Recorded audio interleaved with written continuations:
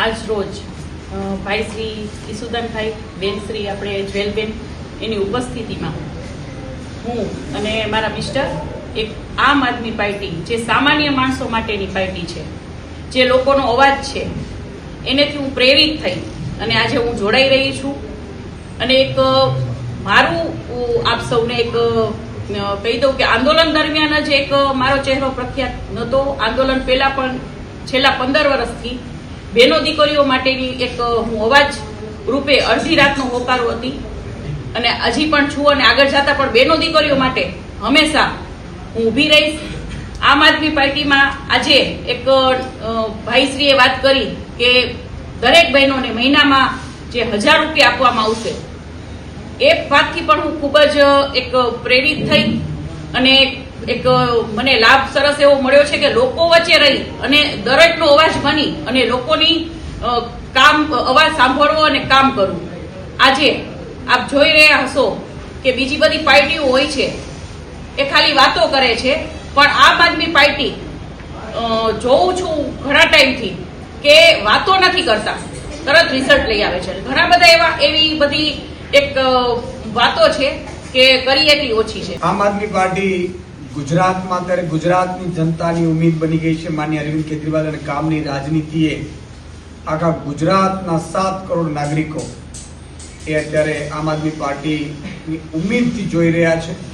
કેટલાય સામાજિક આગેવાનો, રાજકીય આગેવાનો આમ આદમી પાર્ટીની વિચારધારા, કામની રાજનીતિની વિચારધારાથી જોડાઈ રહ્યા છે.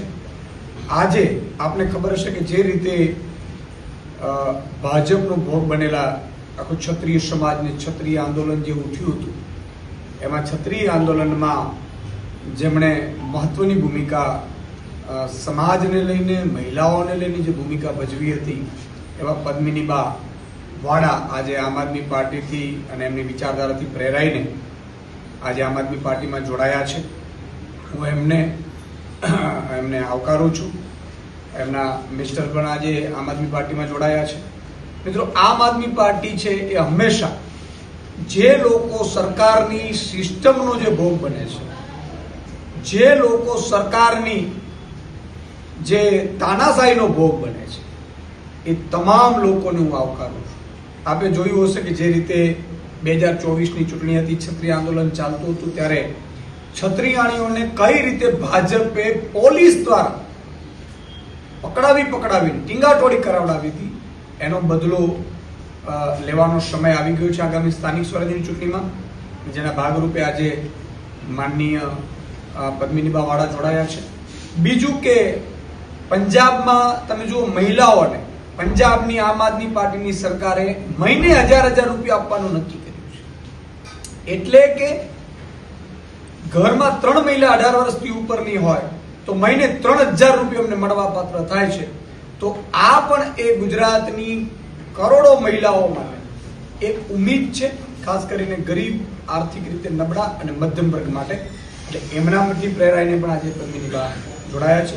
હું એમને આવકારું છું અને આગામી સમયમાં વધારે મહિલાઓ એમની આગેવાનીમાં આમ આદમી પાર્ટીમાં જોડાશે, મને વિશ્વાસ છે.